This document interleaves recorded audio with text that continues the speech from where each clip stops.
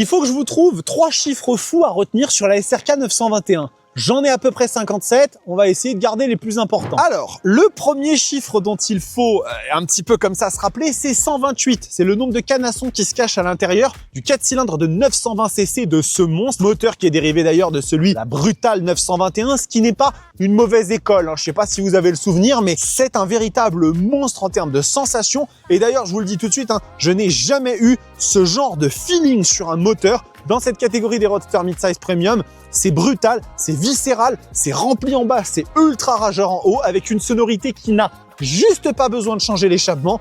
Bref, le meilleur de tous les mondes. Deuxième chiffre qu'on va retenir, c'est 215. C'est le nombre de kilos de cette QJ Motor SRK 921, qui n'est pas la plus légère de sa catégorie, mais clairement, avec son châssis en tube d'acier et son monobras en aluminium, ainsi qu'une répartition des masses vraiment bien faite, c'est une machine dont on ne sent vraiment pas le poids, qui se manie extrêmement bien et qui a une agilité qui est très italienne pour elle, à savoir un peu plus difficile à placer sur l'angle que d'autres concurrentes. Par contre, une fois qu'elle y est, elle le quittera jamais l'angle. C'est un rail absolu.